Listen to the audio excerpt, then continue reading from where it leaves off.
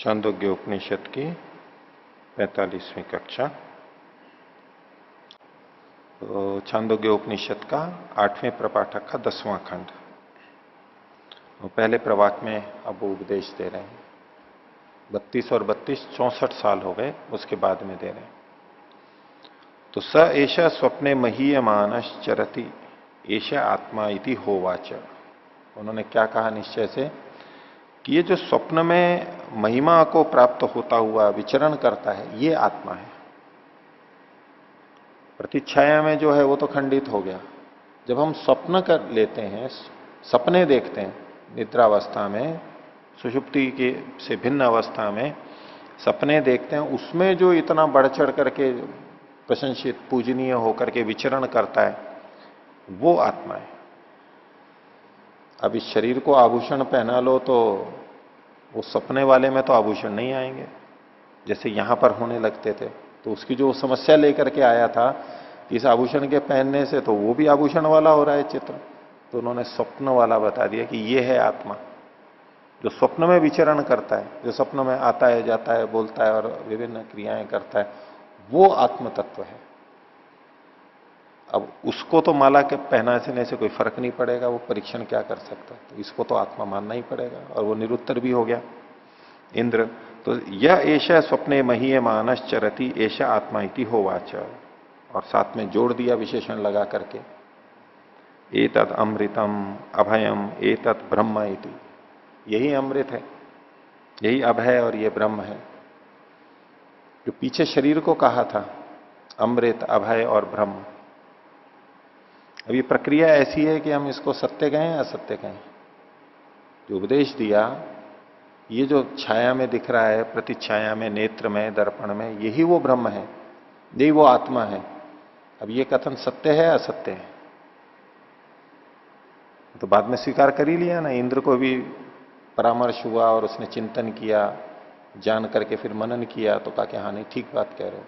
लेकिन ये जो कथन है पहले वाला, ये सत्य है असत्य है? प्रजापति, ब्रह्मवेत्ता, आत्मज्ञाता, उनसे उपदेश लेने के लिए गए हैं, उपनिषद में कथा की जा रही है और उनका एक उदाहरण हमारे सामने आ रहा है। तो प्रथम दृष्टिया क्या कहेंगे हम? गलत कहा ना? गलत कहा है नहीं जयचंद जी? गलत कहा, सीधा सीधा पहले ही उपदेश दे देते। तो असत्य का प्रयोग कर रहे हैं ब्रह्म विद्या को सिखाने के लिए। सब प्रयोजन ये जब किया जाता है परीक्षा के लिए, सिखाने के लिए, ये असत्य में नहीं आएगा। वैसा असत्य नहीं, किसी को हानि पहुंचाने के लिए नहीं, गलत करने के लिए इसलिए नहीं कहा जा रहा है। और बाद में आकर के विरोचन आक्षेप करे कि आपने तो ये कहा था, हम ऐसे ही करते रहे इतने साल। बोले ठीक है, अब आए हो तो अब आपको बता देते हैं आगे का। जी हमारे तो इतने साल निकल गए, आप पहले ही बता देते तो। बोले पहले बताते तो आपको वो समझ में नहीं आता, क्योंकि परामर्श ही नहीं हुआ था, आगे की बात ही समझ में नहीं आती। कह भी देते तो भी समझ में नहीं आती। अब पाचन ही नहीं है और खिला दो कुछ भी, तो वो खिला दिया तो भी पचेगा तो है नहीं, वो लगेगा तो है नहीं वो शरीर में। तो जितना है उतना ही दे दिया, चलो इसी को लग करके करो, इसी से पुरुषार्थ करोगे, और करते करते समझ में आएगा, प्रश्न उठेगा, चिंतन होगा, तब फिर आओगे, तब फिर आगे की बात करेंगे। तो कहा कि ये अमृत है, अभय है, ये ब्रह्म है। तो सह शांत हृदय प्रव्राज, उसी तरह शांत हो गया। शांति मिलती है ना कई बार उपदेश से, ग्रंथों को पढ़ने से, किसी स्थान पर किसी भजन को सुनने से, सूक्ति को सुनने से शांति मिलती है ना बड़ी। लगता है कि हाँ ये अंतिम शांति है। एक शांति तो वो प्राप्त कर चुका था पहले इंद्र, और उस शांति में दखल किसने दिया? शांति में दखल के शांत कौन हो गया था? मन शांत हो गया था ना, हृदय शांत हो गया था, उसको संतुष्ट। और दिक्कत किसने पैदा कर दी? बुद्धि ने पैदा कर दी। इसीलिए धर्म वहां से शुरू होता है जहां बुद्धि का काम बंद होता है।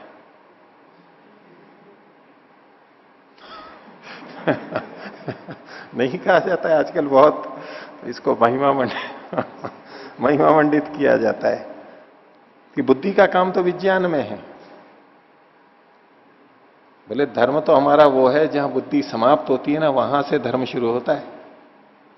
बुद्धि जहां समाप्त होती है वहां भावना और हृदय शुरू होते हैं। आप कितनी दौड़ लगा लो, आपसे तो ऊपर ही रहेंगे हम, विज्ञान कितना ही कर ले। विज्ञान जब समाप्त होगा तब अध्यात्म शुरू होगा। वो संदर्भ तो ये है उस तरह का कि जब विचार रुक जाएंगे, वृत्तियां रुकेंगी, तब वास्तविक अध्यात्म या समाधि शुरू होगी। उस स्तर पे ठीक है कि बुद्धि की जितनी चेष्टा है वो जो शांत हो जाती है, वो पर वैराग्य होता है। अपर वैराग्य भी, विवेक ख्याति भी चली जाती है, बुद्धि से भी वैराग्य हो जाता है। अब निर्वृत्ति निर्विचार हो जाता है, वो ये ऊंची से वहां तो घटेगा ये, लेकिन इसको घटाते कहां पर है? सामान्य स्थिति में। इसलिए धर्म के क्षेत्र में अकल का क्या काम है, उठा के रख देते हैं। ऐसा ही इंद्र ने किया, अर्थात बुद्धि को अलग नहीं किया, इसलिए उसने गलत रास्ता पकड़ लिया इंद्र ने। ये उपनिषद बता रही है, देखो, अनुविद्या, खोज करके जान करके फिर भी जानाती जानता है। तो समस्या किसने? शांत तो हो गया था वो शुरू में, और फिर अशांति पैदा कर दी थी, भय पैदा कर दिया था उसको बुद्धि ने। फिर आया, फिर शांत कर दिया प्रजापति ने, क्योंकि प्रजापति तो धार्मिक थे, आध्यात्मिक व्यक्ति थे, शांत कर देते थे। और इंद्र तो आध्यात्मिक था नहीं, उसको तो अभी आत्मा का ज्ञान मिला नहीं था, इसलिए कोई शांत भी कर देता है तो फिर वो अपनी उसी आदत के वशीभूत होकर के बुद्धि का प्रयोग करके फिर भय से युक्त हो जाता था, अशांत हो जाता था।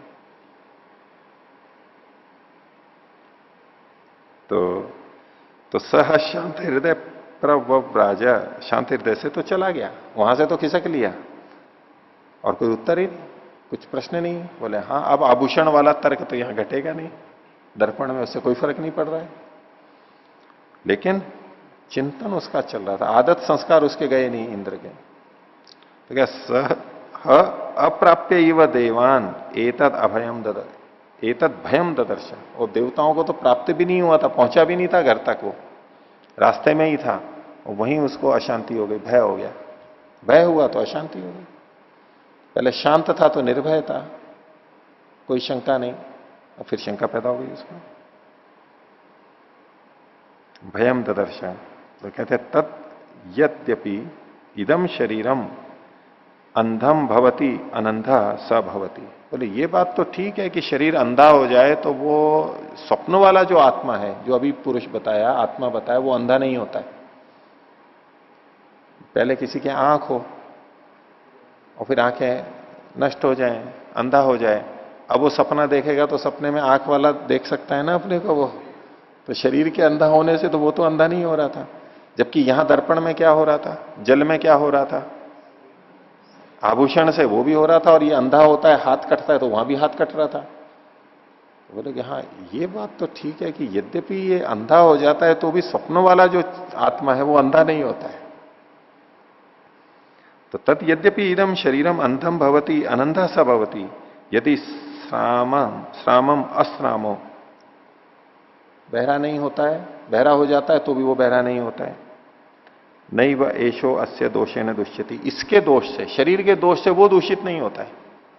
अब भले यहां हाथ कट गया हो, लेकिन सपने में तो दोनों हाथ वाला अपने को देख सकता है। जरूरी नहीं कि हाथ कटा हुआ ही हो, दोनों हाथों का देख सकता है। तो यानी शरीर के साथ में उसका संबंध नहीं है, तो शरीर से भिन्न, और हमने यही सुन रखा है कि आत्मा शरीर से भिन्न है। तो बोले बात तो ठीक है, ये तो कुछ जम रही है, लेकिन और आगे कह रहे हैं न वधेना अस्य हन्यते, इस शरीर के वध से वो मरता नहीं है, शरीर का कोई घात हो तो उसका नहीं होता है। न अस्य श्राम्य न श्रामो, इसके बधिर होने से वो बधिर नहीं होता है। लेकिन होता क्या है, घ्रंथि तो एव एनम विच्छादयंती इव अप्रिय अप्रिय वेत्ता इव भवती। लेकिन बोले सपने में भी मारा तो जाता है इसको, इसके मरने से वो नहीं मरता, इसके कटने से वो नहीं कटता, लेकिन सपने में तो कट जाता है हाथ। जो सपने वाला जो आत्मा है उसका हाथ कट जाता है नहीं, दुर्घटना हो जाती है नहीं। तो बोले घ्नंती तो एव एनम, और विच्छादयंती, उसके पीछे पीछे भागते भी हैं, पीछा करते हैं लोग, भगा देते हैं उसको वहां से। तो ये सब होते हुए अप्रिय वेत्ता इव भवती, लेकिन उस स्थिति में भी अप्रिय को जानने वाला तो होता है, प्रिय भी देखता है लेकिन अप्रिय भी तो जानता रहता है। जैसे शरीर अप्रियता को से युक्त होता है और ये आत्मा नहीं हो सकता, ऐसे स्वप्न में भी जो है वो भी तो अप्रियता से युक्त होता रहता है, वो भी आत्मा तो नहीं हो सकता, संदेह हो रहा है उसको। तो कहा था जो आत्मा को जान लेगा तो फिर उसको तो कोई कष्ट नहीं होता है, भय नहीं होता है। तो कहा नाम अत्र भोग्यम पश्यामी इति, मेरे को इसमें भोग्य ही नजर नहीं आ रहा है। हम तो अध्यात्म की बात चल रही है और भोग्य की बात कर रहे हैं। वो भोग्य शब्द को ही हमने वहां लगा लिया है, सारा योग रूढ़ी कर दिया या रूढ़ी कर दिया, योग रूढ़ी कर दिया कि बस वो सांसारिक विषयों में ही भोग्य के लिए है। आध्यात्मिक विषयों में भोग्य शब्द का प्रयोग होते ही तो लगेगा जैसे क्या बोल दिया ये। अब इसमें कोई मैं अपनी उपयोगिता लाभ हित नहीं देख रहा हूं। नास्मिन भोग्यम पश्यामी, तो फिर वो आ गया, फिर वो तो ससमित पाणी पुनरे आया, फिर आ गया समित हाथ में लेकर के, क्योंकि उसको देवताओं को मुख दिखाना है, ये खुद ही संतुष्ट नहीं है, जाके देवताओं को बताएगा क्या। तमहा प्रजापति रुवाच, फिर वो की वही कथा है, मघवन शांत हृदय प्रव्राजी ही, आप तो शांत होके चले गए थे, अब क्या हो गया। किम इच्छन पुनरागम इति, कौन सा नया प्रश्न लेकर के आए हो। तो बोले जी नया प्रश्न नहीं, मैं तो उसी प्रश्न को वापस लेकर के आया हूं, आपने जो बताया था उसी के बारे में मेरे को तो प्रश्न उठ गया है, मेरा प्रश्न तो पहले वाला ही है। तो फिर वो की वो बात की सहोवाच, तद यद्यपि इदम भगवः शरीरम अंधम भवति अनंता स भवति, यदि सामश्रामो सामम सामश्रामो नैव एषो अस्य दोषेण दुष्यति। श्रामम अश्रामो, इसको म लगा लेना, श्रामम अश्रामो,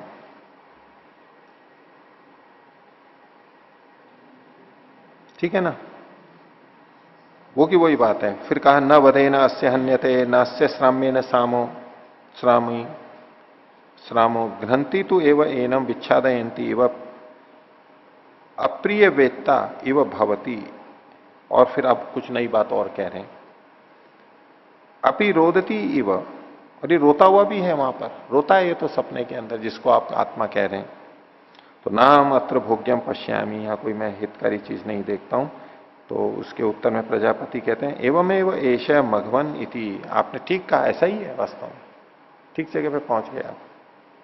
इति होवाच, फिर कहा एतम तु एवते भूयो अनुव्याख्यास्यामि, इस विषय को तुम्हारे को फिर और बताऊंगा मैं, बाद में बताऊंगा। वस अपराणी द्वात्रिंशतम वर्षाणी इति, और 32 साल तक रहो। तो 64 और 32 96 वर्ष। सह अपराणी द्वात्रिंशतम वर्षाणी उवास तस्मय हुआ, वो 32 साल और रहेगा। अब इसकी विवेचना करने वाले तो दूसरे ढंग से भी विवेचना कर सकते हैं। तो प्रजापति की ख्याति तो हो गई थी, लेकिन समझ उसके भी नहीं आया था। तो उसने कहा क्या करें हो बोले ठीक है 32 ब्रह्मचर्य का पालन करो, तपस्या करो, तब तक मैं जान लूंगा।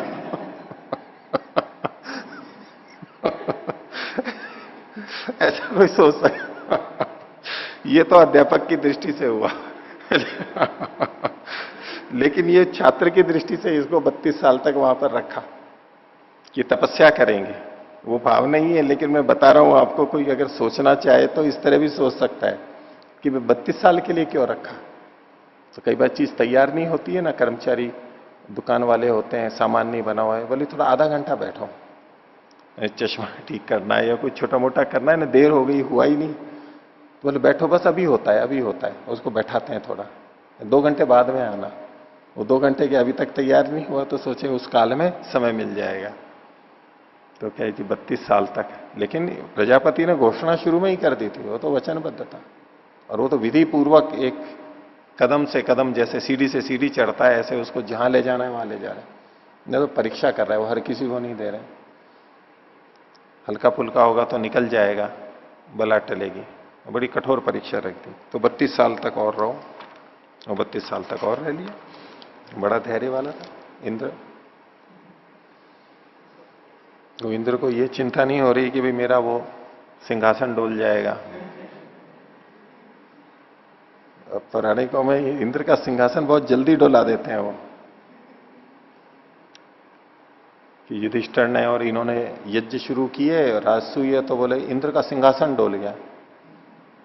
उसको घबराहट हो गई कि भाई कोई ये इसने अगर, वो तो शतक्रतु कहलाता है, 100 यज्ञ किए उसने, बड़ा यज्ञ किए, और अगर दूसरे ने किसी ने कर लिए तो वो अधिक योग्य हो जाएगा, तो उसकी जगह इंद्र की जगह वो आ जाएगा, तो वो सिंहासन डोलने लग जाता है उसका। फिर इंद्र क्या करता है, आकर के उसके यज्ञ में विघ्न करता है। जो यज्ञ कर रहे थे ना, जो पौराणिकों का इंद्र है, उसका धैर्य नहीं है कि भाई ये योग्य है, कर रहे हैं तो चलो अच्छा है, मैं आया वैसे ये भी आ जाएंगे, मैं उतर जाऊंगा पद से। और वो क्या करता है, उनके यज्ञ में बाधा डालता है, यज्ञ में विघ्न पैदा करता है। ऐसी ऐसी कई कथाएं चलती हैं। अब लोग बाग सोचते हैं कि ये इंद्र है और ऐसा ऐसा कर रहा है, वो इन देवताओं में इतना द्वेष। बोले तो आजकल के मनुष्यों में भी होता है कि नीचे का कर्मचारी कुछ, या नीचे का कोई भी जो भी है अपने किसी भी क्रम में, राजनीति में कहीं भी, बोले वो कुछ करने लगे तो ऊपर वाले को गड़बड़ शुरू हो जाती है। और वो फिर कुछ ऐसा उपाय करता है कि नीचे वाला नीचे ही रहे, उठ नहीं पाए। जो दबी भी जाती हैं वो वहीं की वहीं रहे, वो ऊपर वाले सोचते हैं कि हम ही ऊपर बने रहे, और डोल जाता है, इसलिए वो उनको बढ़ने नहीं देते। एक सामान्य प्रवृत्ति है, द्वेष से युक्त है और अपने अहंकार से युक्त है, लोभ से युक्त है। लेकिन नहीं, इंद्र तो कमाल का है, उसको कोई चिंता ही नहीं है कि वहां कोई तख्ता पलट हो जाए तो हो जाए। ये तो अपने आत्मा को जानने के लिए 32 से 32 32 32 लिए चले जा रहा है। या तो उसको पक्का है कि कुछ नहीं होने वाला है, और नहीं तो हो भी जाए तो बोले ये मिल गया तो सारे लोग मिल जाएंगे। ये तो उस चीज को पाने के लिए है, उसके सारे लोग मिल जाएंगे, सारी कामनाएं पूरी हो जाएंगी, तो फिर उस पद से क्या है, देवलोक से क्या है। देवलोक तो एक ही लोक है, तो सारे लोग मिल जाएंगे। इतनी आशा से आया हुआ है, और इसलिए 32 32 3 बार लगा चुका।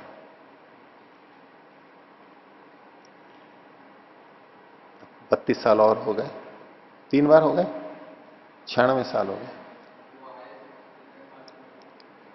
हाँ, उनकी अपनी आयु जितनी भी होगी वो कुछ लिखा नहीं है, जो भी है पूरी जवानी लगा दी इसी के अंदर। अब जितने मान लो 400 साल की आयु माने, अब वो भी इंद्र देवताओं के राजा बने हैं, तो पढ़े होंगे, सब किया होगा, योग्य बने होंगे, तो उसमें भी तो 48 50 जितने भी साल हुए होंगे, तो उतने तो मान के ही चलो। तो अब तीसरा उपदेश फिर प्रारंभ होता है कि क्या है आत्मा। बहलाने का प्रयास कर रहे हैं। तद यत्र एतत् सुप्तः, और स्वप्न वाला तो हुआ नहीं, तो स्वप्न से भी गहरी चीज क्या है, सोए हुए के समय जो ये सुप्त, जो सो जाता है, सुप्त हुआ हुआ है, और समस्त हो जाता है। सोते हुए समस्त हो जाता है, पीछे आया था, सब ओर से एकत्रित हो जाता है। संप्रसन्न, बहुत प्रसन्न होता है वो। नींद में कोई दुखी होता है क्या, नहीं होता है। लेकिन सोते हुए व्यक्ति का चेहरा देखो तो दुखी तो होते हैं। सोते हुए व्यक्ति को देखो तो प्रसन्न भी होते हैं, शांत भी होते हैं, दुखी भी होते हैं, सब तरह के देखते हैं ना। वो सपने की अवस्था में होते हैं। अगर गाढ़ निद्रा आ रही है तो उस समय दुख वाली बात नहीं रहती है। संप्रसन्न स्वप्नम न बीजानाती, जो कि स्वप्न को नहीं देख रहा है उस समय, बोले एशा आत्मा ही थी, ये है आत्मा। इतिहा उवाच एतद अमृतम अभयम एतद ब्रह्म इति, ये अमृत है, अभय है, और यही ब्रह्म है।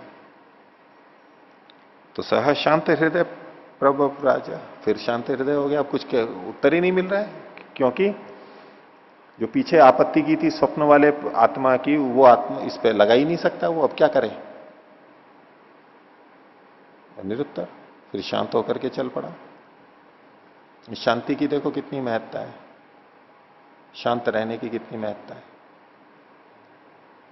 सह शांत हृदय प्रभव राजा, तो सह अप्राप्य व देवान एतद भयम ददर्श, लेकिन देवताओं को प्राप्त होने से पहले रास्ते में ही गड़बड़ शुरू हो गई। बुद्धि ने फिर अपनी टांग अड़ा दी, फिर दखल कर दिया, भय पैदा हो गया। नहम खलु अयम एवं संप्रति आत्मानम जानाति न अह खलु अयम एवं। बोले ये जो अवस्था है इस समय में, खलु अयम ये जो आत्मा है, संप्रति इस समय में आत्मानम जानाति अपने आप को जानता है। बोले ठीक है, संप्रसन्न है, शांत है और समस्त है, जो भी है, लेकिन वो उस समय अपने को जानता ही नहीं है, उसको अपना होश ही नहीं है। तो आत्मा तो चेतन है, उसको तो जानना चाहिए। अगर यही वो आत्मा है तो इसको अपने को तो जानना चाहिए। तो सोते समय अपने को जानता ही नहीं है, ये तो आत्मा नहीं हो सकता। भय पैदा हो गया, फिर शंका पैदा हो गई। तो न अह खलु अयम एवं संप्रति आत्मानम जानाति, क्या अयम अहम अस्मीति, ये मैं हूं। ये जो अनुभूति है ये मैं हूं, जैसे दिन में तो होती है लेकिन स्वप्नों में तो नहीं होती कि ये मैं हूं। विस्मृत रहता है, वो तो अपने को भूला हुआ रहता है।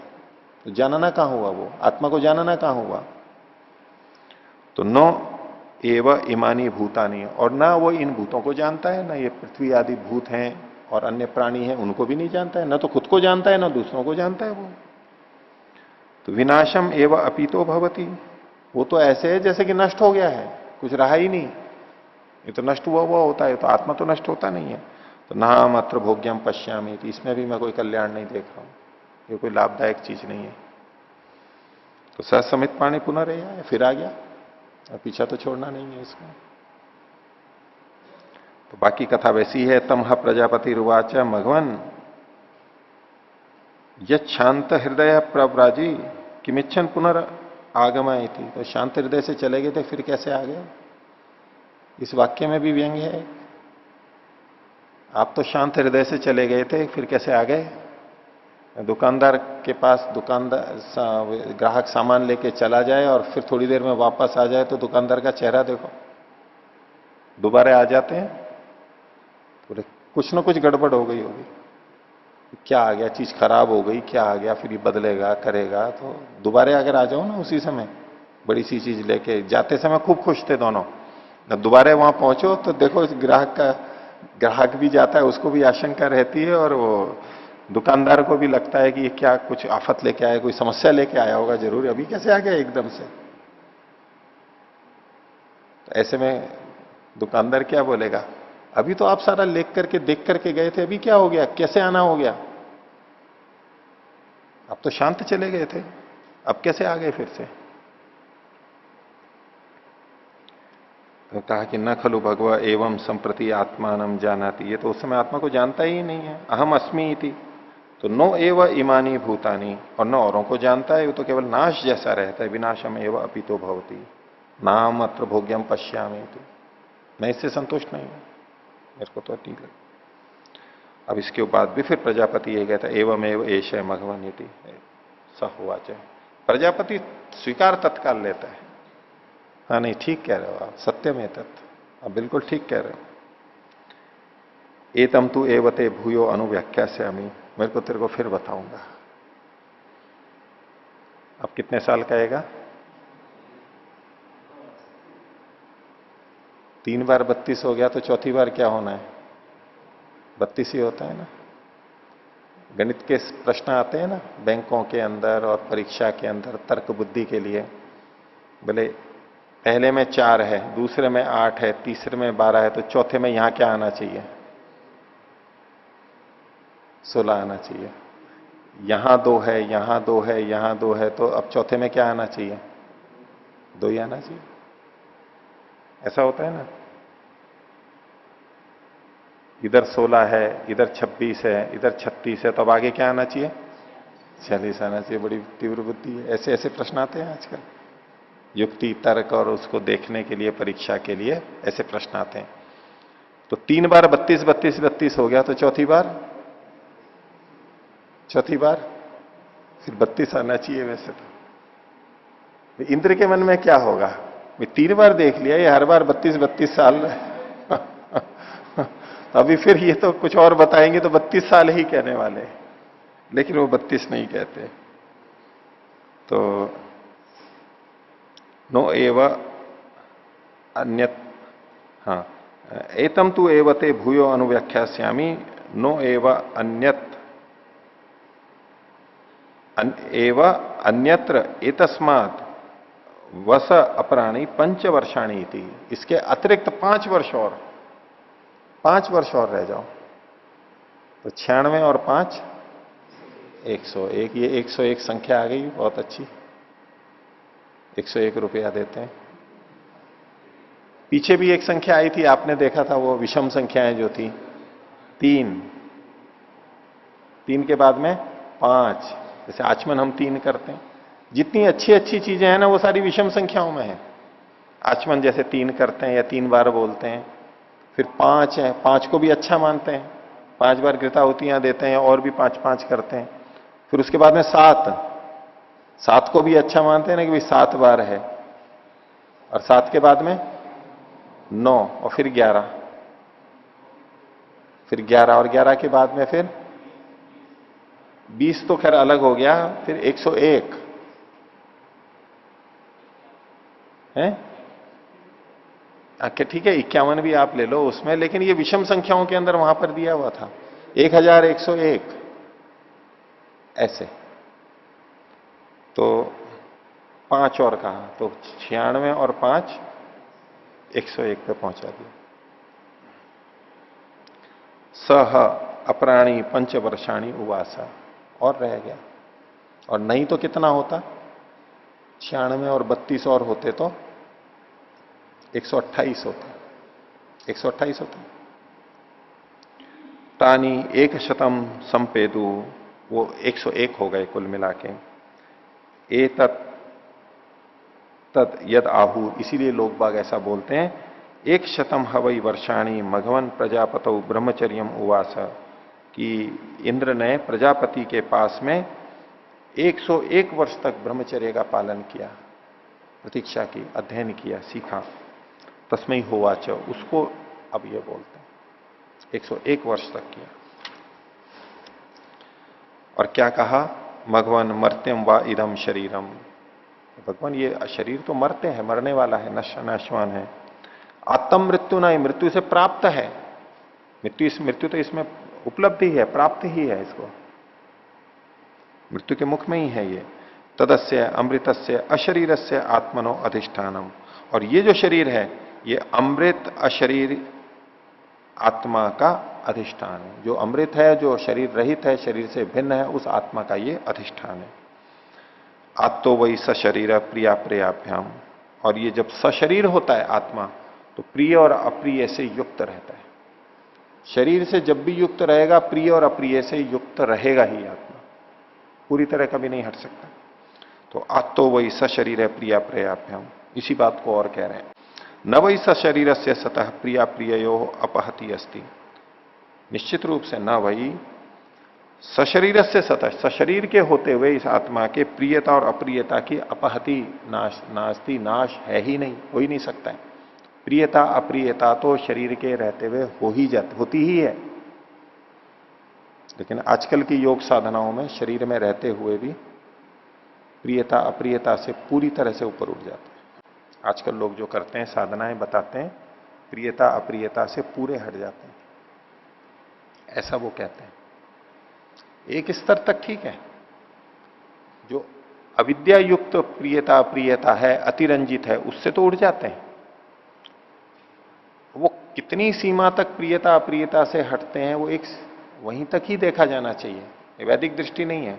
अब उनको समझ में नहीं आता है, लेकिन बात बड़ी अच्छी लगती है कि देखो प्रियता अप्रियता से पूरे हट गए, इतनी महारत हासिल कर ली है इन्होंने। और शास्त्रों के वचन भी मिल जाते हैं,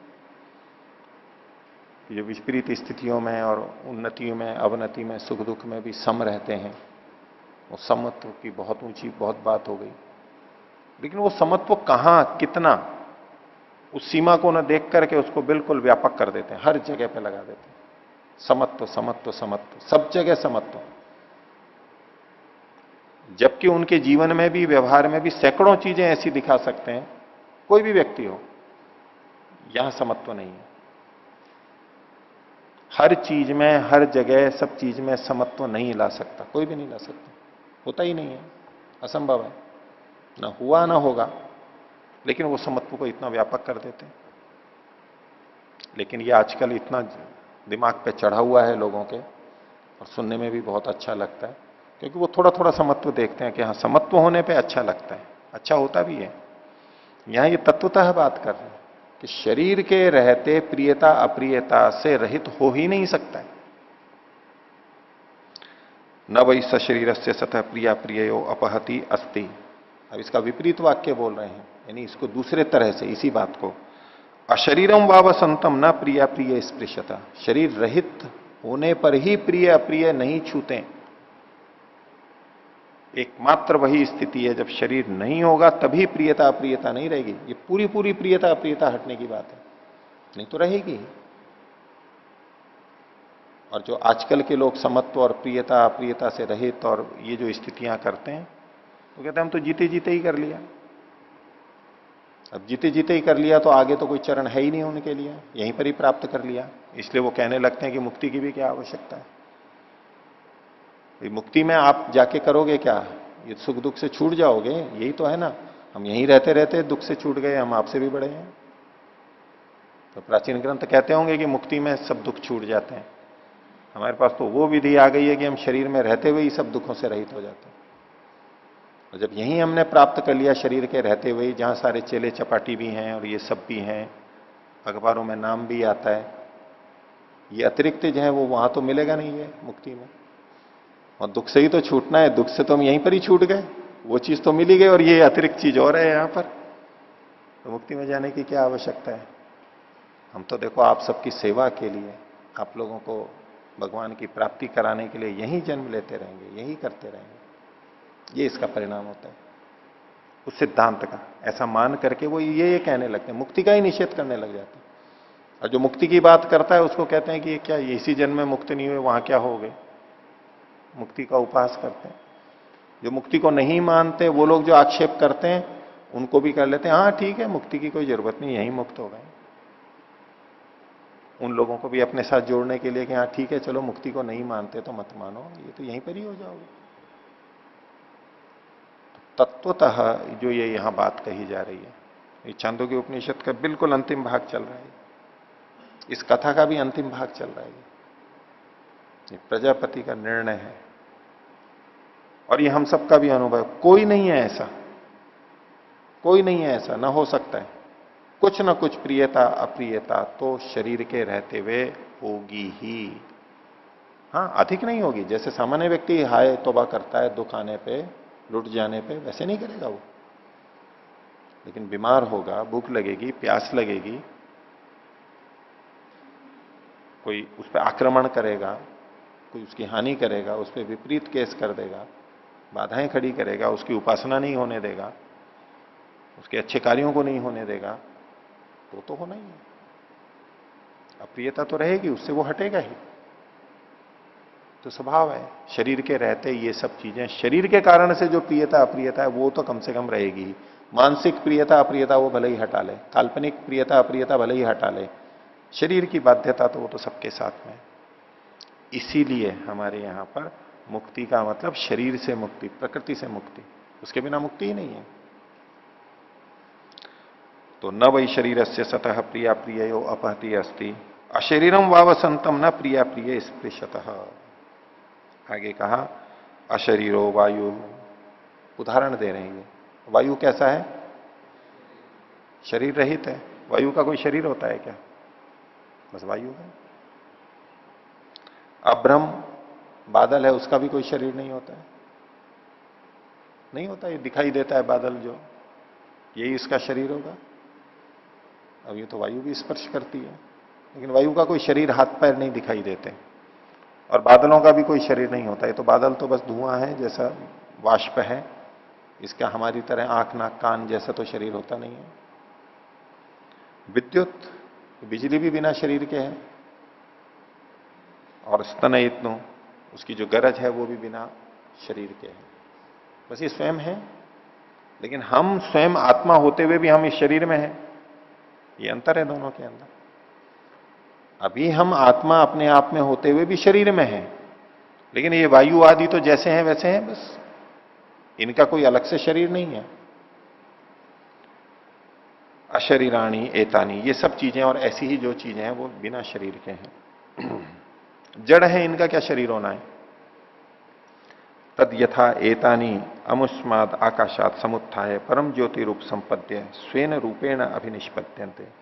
तो ये जो है इस आकाश से उठ करके, जहां पर है ये कहीं ना कहीं कुछ ना कुछ आकाश अवकाश है, वहां से उठ करके फैल करके बढ़ करके परम ज्योति रूप संपत्ति, उस परम ज्योति को प्राप्त करके, वो परम ज्योति का कुछ अर्थ सूर्य करते हैं और परमात्मा परक भी है, कि परमात्मा की व्यवस्था के अनुरूप होते हुए स्वयं रूपेण अभिनिष्पत्यन्ते।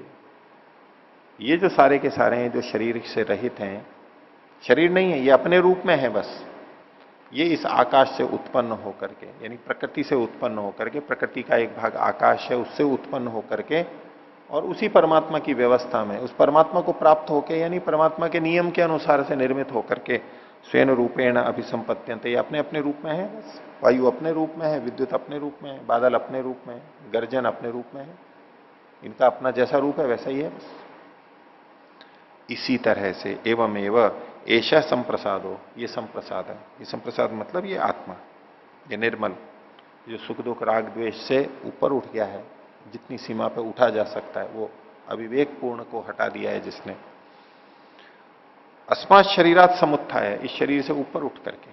अब शरीर से ऊपर उठ करके दो तरह से होता है, एक तो है कि शरीर को छोड़ करके मुक्ति में चला गया है, यह है शरीर अस्मात् शरीरात समुत्थाय।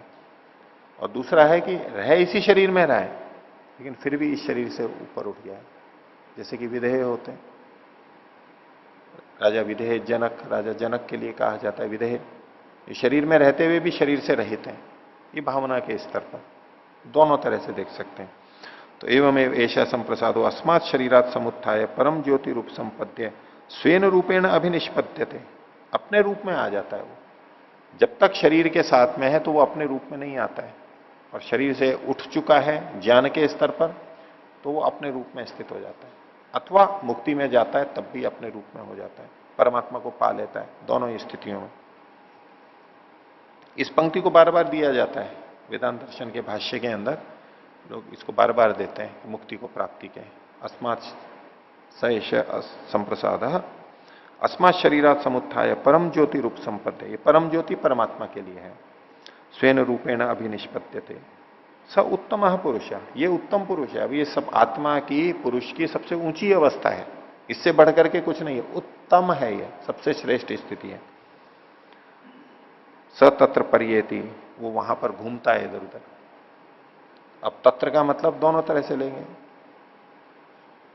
एक तत्र है मुक्ति में, इस शरीर को छोड़ के जब नितांत मुक्त हो गया है उस समय, और एक है कि शरीर में रहता हुआ ही शरीर से ऊपर उठ गया है, उस स्थिति में जीवन मुक्त हो गया है, ये समाधि लग गई है ज्यादा से ज्यादा, और नहीं तो जीवन मुक्त तो ले ही सकते हैं खूब अच्छी तरह से इन दोनों स्थितियों में। लेकिन विचारणीय बातें आगे जो लिखी हुई हैं, तो स तत्र परियेति, घूमता है इधर उधर। जक्षत, खाता हुआ, कहां खाएगा मुक्ति में, क्या खाएगा, ये शरीर तो है ही नहीं, प्रश्न उठ जाएगा ना।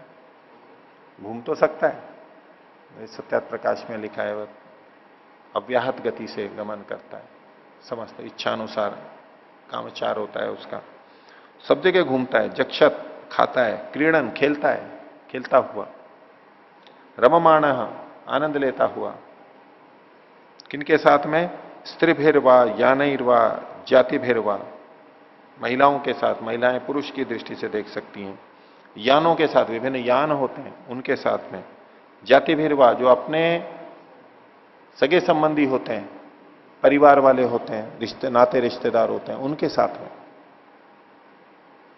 अब ये मुक्ति की बात कैसी, या तो मुक्ति का हम ये स्वरूप करें कि वहां ये सब चीजें होती हैं, ये तो वो उस तरह के स्वर्ग हो गए जैसे लोग बताते हैं कई तरह के, और मुक्ति वाली बात तो नहीं हुई, वहां ये कहां चीजें आएंगी।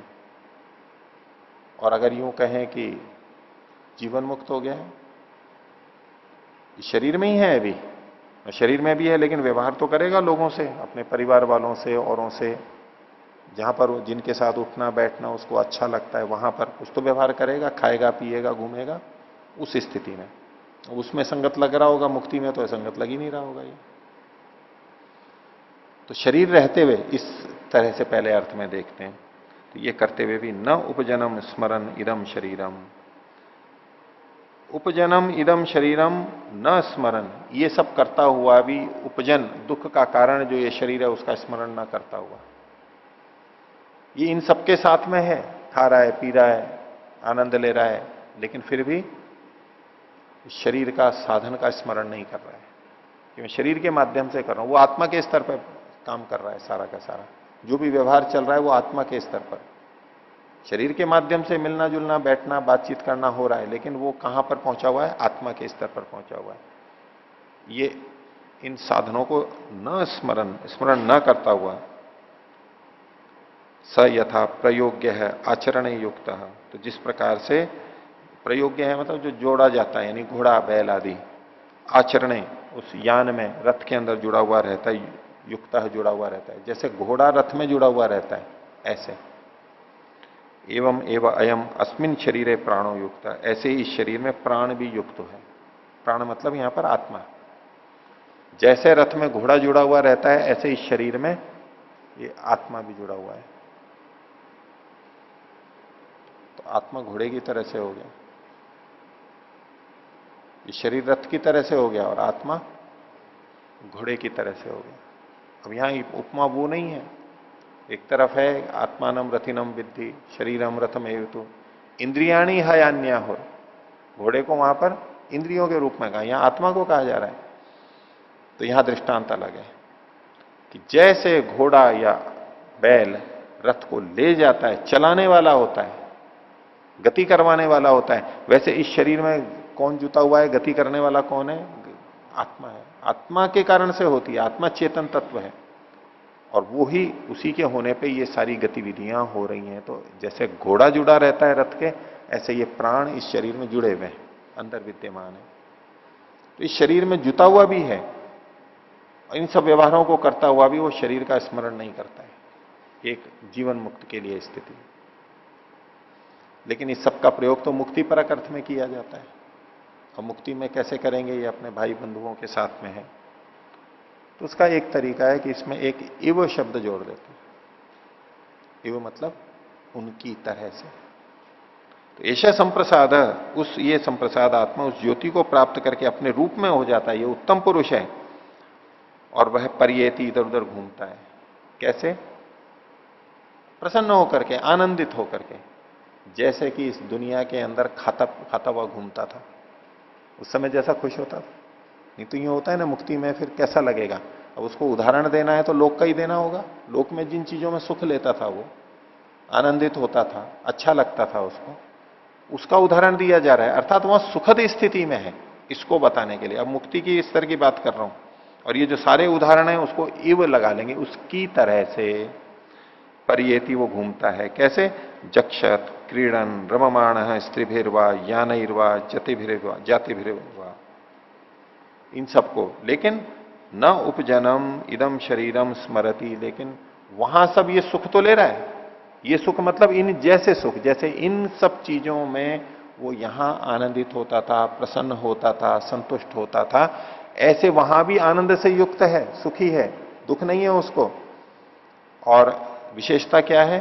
इस शरीर के रहते रहते जो दुख प्राप्त होता था, जो पीछे कहा था प्रिय अप्रिय की अपहति नहीं होती है, तो इस उपजन को दुखदायक इस शरीर का स्मरण नहीं करता है, यानी शरीर होता ही नहीं है उसका वहां पर। तो दुख से तो छूट गया, लेकिन सुख हमारे वहां पर हैं, वो कई गुना अधिक हैं, वो तो उपनिषदों में आता ही है। लेकिन समझाने के लिए है कि जिस तरह से यहां पर हमें सुख और आनंद की स्थिति बीच बीच में बनती है, ऐसे वहां पर भी वो सुख लगातार बना हुआ रहता है, लेकिन शरीर से संबंधित दुख नहीं रहता है। तो ये उदाहरण मुक्ति में कैसे घटेंगे? जब हम इसको उपमा की तरह कहेंगे, जैसे ये इसकी तरह से, ऐसे मतलब इसकी तरह से। हम लोक में भी इव को न लगा करके भी उस जैसा है सीधा कह देते हैं, ये वो है। वो है मतलब उस जैसा है, ये अर्थ है। क्योंकि वो घट नहीं रहा है, वैसा तो वहां घट ही नहीं सकता, इसलिए इव को लेते हुए ये संगत लगेगा। आगे, अथ यत्र एतत् आकाशम अनुविषण्णम चक्षु, ये जो आकाश है जिसमें कि ये चक्षु फैला हुआ है, अनुशक्त है, लगा हुआ है, आंखें सब तरफ देखती हैं उस तरह से। स चाक्षुषः पुरुषो दर्शनाय चक्षु, ये जो सब आकाश और इंद्रियां हैं, मतलब प्रकृति है और इंद्रियां हैं, तो सच चाक्षु, सब पुरुष है चाक्षुष है, वो पुरुष चक्षु से संबंधित है, चक्षु वाला है। और दर्शनाय चक्षु, और चक्षु उसके देखने के लिए है, ये भेद बताया जा रहा है प्रकृति पुरुष में। अथ यो वेद, जो इसमें जानता है, इदम जिघ्राणी इति स आत्मा, जो ये जानता है कि मैं सूंघूं, ये जो मैं सूंघूं, ये जो इच्छा है जिसकी, स आत्मा, वो है आत्मा। गंधाय घ्राणम, ये घ्राण तो गंध के लिए है, उसकी गंध के लिए, उसको पूर्ति कराने के लिए है, ये भेद दर्शन किया जा रहा है। अथ यो वेद इदम अभिव्याहराणी थी, कि मैं ये बोलूं, ये इच्छा हुई, जो ये इच्छा करता है कि मैं ये बोलूं, स आत्मा, उसे आत्मा कहते हैं। अभिव्याहाराय वात, लेकिन बोलने के, ये जो वाणी है ये तो बोलने के लिए है, ये कर्मेंद्रिय कहा गया। अथ यो वेद इदम शृणवानी थी स आत्मा, जो ये सोचता है, इच्छा करता है कि मैं सुनूं, वो आत्मा है। और श्रवणाय श्रोत्रम, श्रोत्र तो सुनने के लिए है। आगे इसी शैली में कहा, अथ यो वेद इदम मनवानी थी स आत्मा, जो ये सोचता है कि मैं ये मनन करूं, वो आत्मा है। मनो अस्य दैवम चक्षु, और मन उसके दिव्य चक्षु हैं, चक्षु हैं लेकिन दिव्य चक्षु हैं, बाहर के चक्षु। इसी तरह से सभी इंद्रियों की दृष्टि से सारे दिव्य गंध, दिव्य रस, दिव्य स्पर्श इत्यादि की जो चर्चाएं आती हैं, विशिष्ट चक्षु तो है वो भी, वो ज्ञानेन्द्रिय कर्मेंद्रिय दोनों है, मन के माध्यम से दोनों चीजें हो सकती हैं, तो दिव्य चक्षु है उसका। सवा एषा एतेन देवेन चक्षुषा मनसा एतान कामान पश्यन रमते, तो वो इस दिव्य चक्षु से, मन से इन कामों को देखता हुआ उसमें रमण करता है। कौन? वो आत्मा। इंद्रियों से नहीं, इंद्रियां तो बाहर के साधन है, सूचना मात्र के हैं। ये जो आनंद लेता है, रमण करता है, ये मन से करता है। मन ही सुख और दुख का साधन इंद्रिय है, ज्ञानेन्द्रिय नहीं। आगे, त एते ब्रह्मलोके, तो ये सब जो ये ब्रह्मलोक में है, तम वा एतम देवा आत्मानम उपासते, उस ब्रह्म को, एते देवा, ये देव, ते देवा, ये जो ब्रह्मलोक में है ये देव, श्रेष्ठ लोग, उस आत्मानम उपासते, उस आत्मा की उपासना करते हैं। ये आत्मा का मतलब है परमात्मा, क्योंकि ब्रह्मलोक की बात आ गई, ब्रह्मलोक में उस आत्मा की उपासना करते हैं, परमात्मा की उपासना करते हैं, उसके सन्निधि में रहते हैं। तस्मात् तेषाम सर्वे च लोका आत्ता, इसलिए इस कारण से उनके सारे लोग प्राप्त हो जाते हैं, क्योंकि वो ब्रह्म की उपासना करते हैं, क्योंकि वो ब्रह्म को प्राप्त कर लेते हैं। तो ब्रह्म के अधीन तो सारे लोग हैं, तो इसको, इनके भी अधीन सारे लोग हो जाते हैं। इनकी यही तो इच्छा थी कि हमें सब लोगों की प्राप्ति हो जाए, तो दुनिया में रहते हुए तो सब लोगों की प्राप्ति होती नहीं है। तो इन सब लोगों का जो अधिष्ठाता है, स्वामी है, उसको प्राप्त कर लिया तो उसके सारे लोग भी उसको प्राप्त हो गए। इसके लिए तस्मात् तेषाम सर्वे च लोका आता सर्वे च कामा सर्वांश्च लोकान आपनोति, सारे काम उसको मिल जाते हैं, कामनाएं पूर्ण हो जाती हैं, सारे लोगों को प्राप्त कर लेता है। सर्वांश्च कामान आपनोति, सारे उसको प्राप्त हो जाते हैं, वो प्राप्त कर लेता है। वो प्राप्त हो जाते हैं और ये प्राप्त कर लेता है। दो तरह से भाषा है देखो। तस्मात् तेषाम सर्वे च लोका आत्ता, सब लोग उसको प्राप्त हो जाते हैं। लोका आपता, लोग प्राप्त हो जाते हैं। और सर्वे च कामा, और सारे काम उसको प्राप्त हो जाते हैं। और सर्वांश लोकान आपनोति, ये सब लोगों को प्राप्त कर लेता है। वो प्राप्त हो जाते हैं, ये प्राप्त कर लेता है। ये दो अलग अलग चीजें हैं, दोनों तरह से हैं। प्राप्त तो है, भोजन उपलब्ध तो है, लेकिन मैं प्राप्त नहीं कर सकता, यानी खा नहीं सकता। वो प्राप्त होते हैं और ये प्राप्त कर लेता है, इसकी सामर्थ्य है। दो तरह से भाषा है। सर्वांश कामान, सब कामों को आपनोति, प्राप्त कर लेता है। आपता और आपनोति। आगे, कौन कर लेता है? यस तम आत्मानम अनुविद्य विजानाति, जो उस आत्मा को जान करके जान लेता है, खोज करके, अन्वेषण करके जान लेता है। ये अपने आत्मा को जानता है, फिर उसको जानता है। इतिह प्रजापति रुवाच, प्रजापति रुवाच, प्रजापति ने ये अपनी बात कह दी, ये अंतिम उपदेश दे दिया उसको 100 वर्ष के, 101 वर्ष के बाद। अब जो ये सब जान लेता है उसके मन में क्या बात होती है? तो आगे कहा 13वां खंड, श्यामा छबलम प्रपद्ये। बोले मैं श्याम से, श्याम मतलब काला, निकृष्ट योनियों से, शबलम थोड़ी सी अच्छी जो है, चितकबरी मनोरंजक जिसमें तरह तरह के रंग बिरंगी चीजें हैं, अच्छा लगता है, उसको प्राप्त होता हूं। तो तमोगुण से रजोगुण को प्राप्त होता हूं। बिल्कुल निकृष्ट दुखदायी स्थितियों से थोड़े अच्छी स्थिति में प्राप्त होता हूं, जहां तरह तरह के रंग हैं। जीवन रंगों से भरा होना चाहिए ना, विविध रंगों से भरा हुआ होता है तो जीवन अच्छा लगता है लोगों को, तो बोले उसको भी प्राप्त कर लेता हूं। और फिर शबला श्यामम प्रपद्य, उस रंगीन जीवनों से फिर तमोगुणी स्थितियों में भी आता हूं। एक ही जीवन में हो जाता है, जीवन बड़ा रंगीन लगने लगता है, रंग बिरंगा, और फिर एकदम काले में, अंधेरे में भी आ जाता है। तो अश्व इव रोमाणी विधूय पापम, जैसे घोड़ा अपने रोमों को कपकपा देता है, हिन आता है जब ये बालों को झाड़ देता है, धूल वूल निकल जाती है, ऐसे ऐसे पाप को हटा करके, क्योंकि उसने ये दर्शन कर लिया कि मैं श्याम से शबल और शबल से श्याम, इसी में चक्कर लगा रहा हूं, और इसका कारण है मेरे पाप, मेरी अविद्या, तो अब इसको हटाना है मेरे को। तो घोड़ा कितनी देर लगाता है उसको हटाने में, बालों को झाड़ने में? थोड़ी सी देर में कर देता है। तो ऐसे बिल्कुल झड़ जाते हैं वो, जो कि उसी में जुड़े हुए थे, उसके लिए भारी हो रहे थे, उसने झाड़ दिया तो झड़ जाएंगे वो, ये पाप सारे हट जाएंगे हमारे से, हम हटा सकते हैं उसको, आसानी से हट जाएंगे।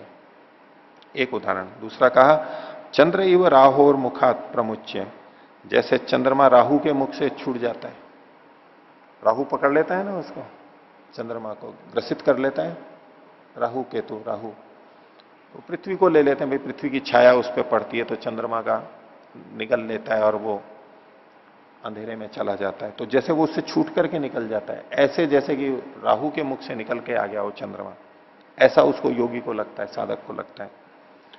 दूत्वा शरीरम, अपने शरीर को कपा करके, अकृतम कृतम आत्मा, कुछ ना करते हुए भी वो जैसे सब कुछ कर लिया है उसने, ऐसा लगता है।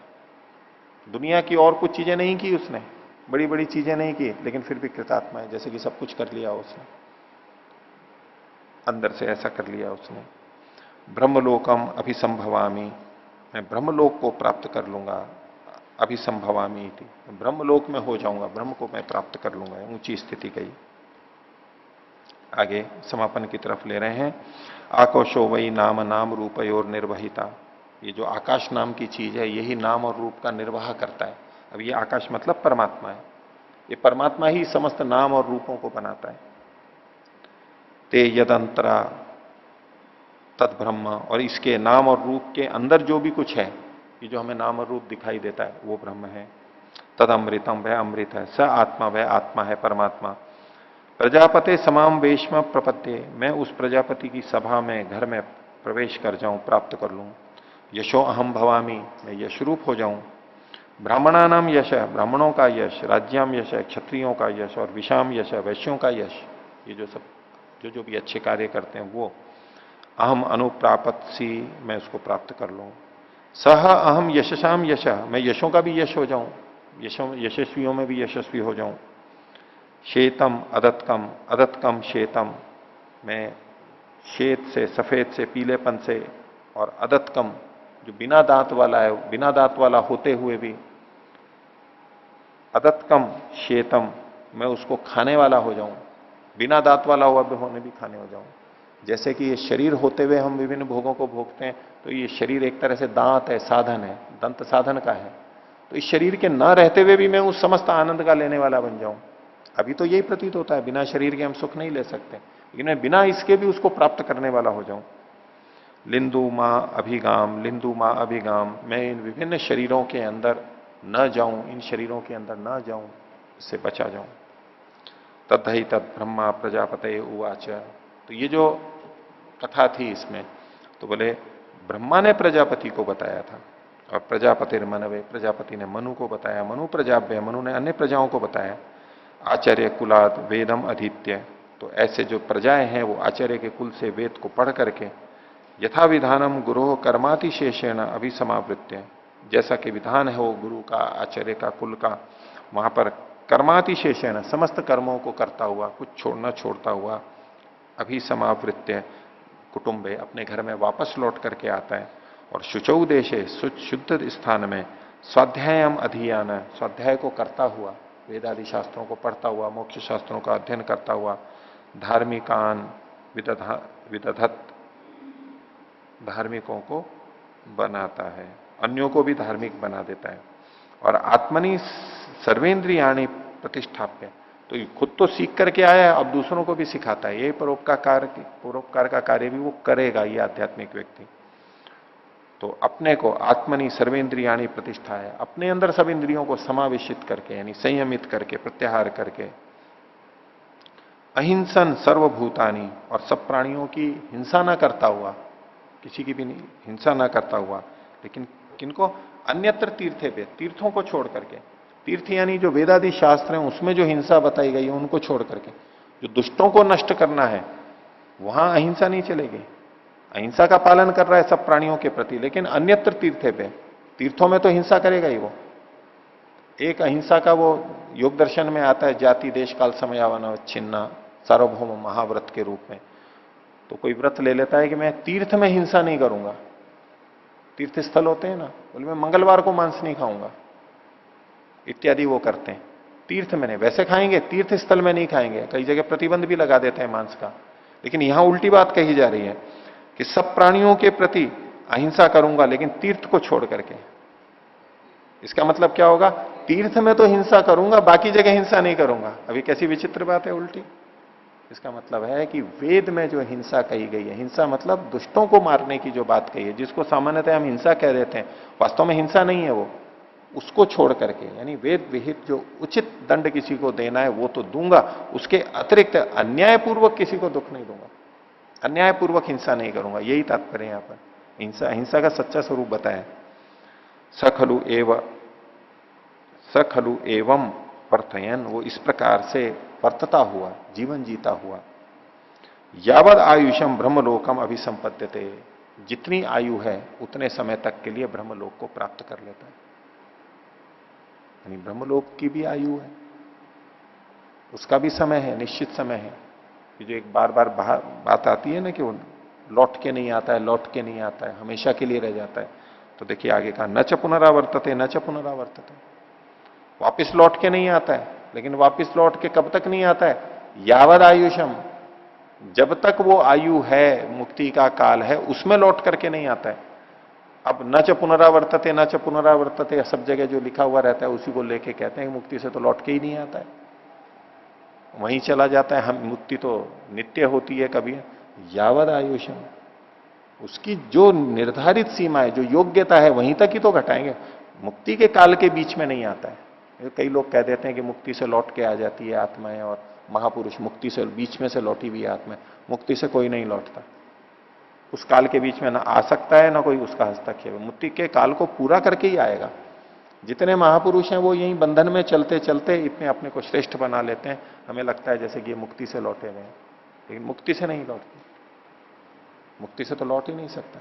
तो यावद आयुषम ब्रह्मलोकम अभिसंपद्यते, एक विशेष महत्वपूर्ण बात है, सब जगह नहीं मिलता है यावद आयुषम, न च पुनरावर्तते न च पुनरावर्तते, ये सारे वचन मिलते हैं। तो मुक्ति के काल में लौट करके नहीं आता है, ये इसकी संगति है। वैसे भी यही संगति लगाते हैं, और यहां तो वचन भी हमारे को प्राप्त हो रहा है। तो यह छंदोग्य उपनिषद समाप्त हो गया, मुक्ति तक पहुंचा दिया। कितनी परिचर्चा ब्रह्म की और ये सब इंद्र विरोचन की बात हो गई। अब मूल बात वही है कि अनुविद्य भी जानाती, पहले अन्वेषण करता है और फिर जानता है। जो बुद्धि का दखल बार बार दे दे करके भय पैदा करेगा वो मुक्ति में जाएगा। जो शांत हो गया वो सो शांत हो गया, वो शांति होता रहेगा। शांत हो जाते हैं ना, मृत्यु शांत हो गए तो जन्म मरण चलता रहेगा। जो शांत हो गया वो तो शांति होता रहेगा बस। फिर जो भय देखेगा, इसमें दुख देखेगा, असंतोष देखेगा, वो अगली सीमा पे जाएगा। अंत में वो शांत होगा, वो अंतिम चीज है जब सही जगह पहुंचेगा। जो पहले ही शांत हो गया तो बस वो तो शांति होता रहेगा, वो शांति शांति होती रहती है बहुत शीघ्रता से। थोड़ा सा हुआ शांति, थोड़ा सा हुआ शांति, आगे तो वो बढ़ेगा जो शांति में भी अशांति देखने लगे, समाधान में भी प्रश्न उठाए और फिर अपने को निखारता निखारता ऊपर जाए। तो जो खोज करेगा, जो बुद्धि का प्रयोग करेगा, वो इस आत्मा को ठीक तरह से जान सकता है, नहीं तो तथाकथित शांति के अंदर रहता हुआ जीवन चलाता रहेगा। तो इसको यहीं समाप्त करते हैं।